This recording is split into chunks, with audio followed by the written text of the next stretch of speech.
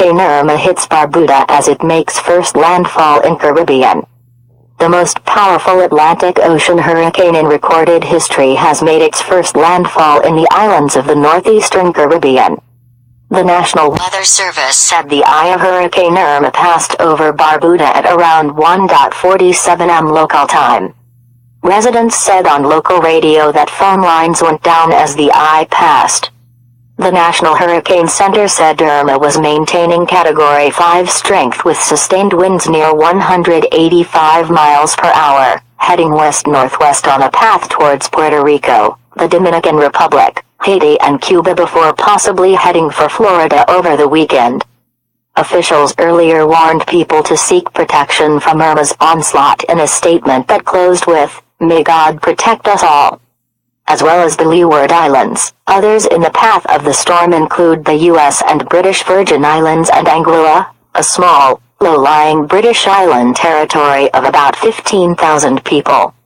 U.S. President Donald Trump declared emergencies in Florida, Puerto Rico and the U.S. Virgin Islands, and authorities in the Bahamas said they would evacuate the residents of 6 islands at the southern end of the island chain. Warm water is fuel for hurricanes and Irma is over water that is 1 sea warmer than normal. The 26th sea water that hurricanes need goes about 250 feet deep, said Jeff Masters, meteorology director of the private forecasting service Weather Underground. 4 other storms have had winds as strong in the overall Atlantic region, but they were in the Caribbean Sea or the Gulf of Mexico, which are usually home to warmer waters that fuel cyclones.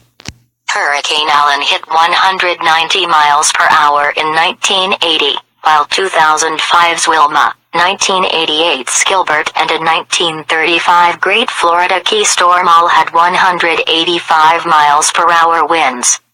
Irma's eye is expected to pass about 50 miles from Puerto Rico late on Wednesday. Hurricane force winds extended outwards up to 50 miles from the storm center and tropical storm force winds up to 175 miles.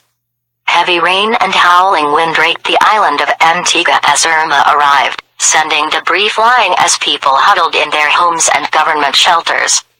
The National Hurricane Center's forecast was for the winds to fluctuate slightly but for the storm to remain at Category 4 or 5 strength for the next day or two. The most dangerous winds, usually nearest to the eye, were forecast to pass near the northern Virgin Islands and near or just north of Puerto Rico. The northern Leeward Islands were expected to see waves as high as 11 feet. While the Turks and Caicos Islands and southeastern Bahamas could see towering 20 feet waves later in the week, forecasters said. The UK Foreign Office, FO, has advised Britons in the hurricane's path to monitor its website and follow any advice issued by local officials as the historic storm progresses through the region.